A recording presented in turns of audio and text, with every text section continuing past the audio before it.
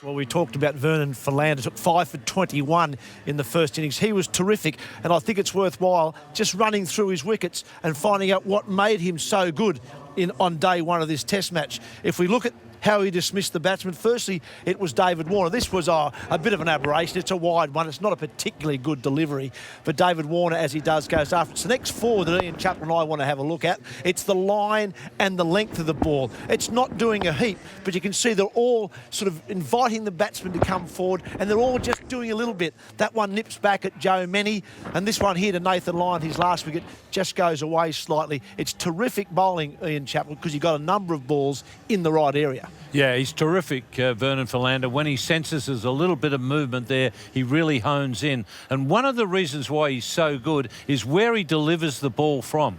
We're going to get a look here at how close he gets to the umpire. Look at that. He's almost delivering from the umpire's hat. And that's terrific. And one of the reasons why it's good is because the batsman always feels like he's got to play. And when we see what happens down the other end, after he's delivered from in close to the umpire, look at the grouping. There's the four main ones. OK, Warner's the aberration, but the four in here, all in a very good group, a good length, and the batsman always thinking, I've got to play. So what happens when he gets in? When he gets in close to the umpire, and he delivers the ball close. So what's happening? The ball's coming here. The batsman's thinking, I've got to play. Now he's got that ability.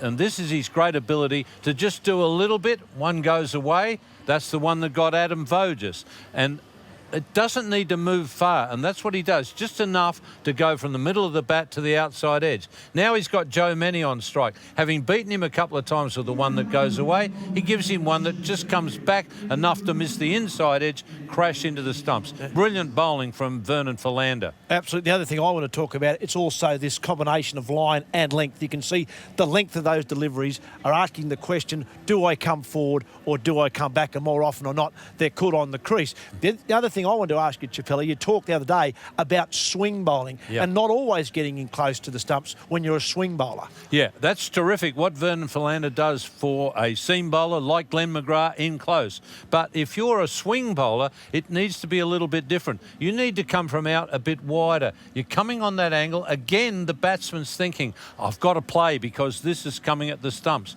So you've got the batsman's mind thinking play, and then you get a bit of late out swing, and that's when you catch the edge. So a little bit different for the swing bowler than what it is for Vernon Philander, a great seam bowler. The bottom line is we're going to see a bit more of Vernon Philander today. Firstly, with the bats, Australia have got to dismiss him early, and then they're going to have to play much better than they did in the first innings. Back to you, Mark.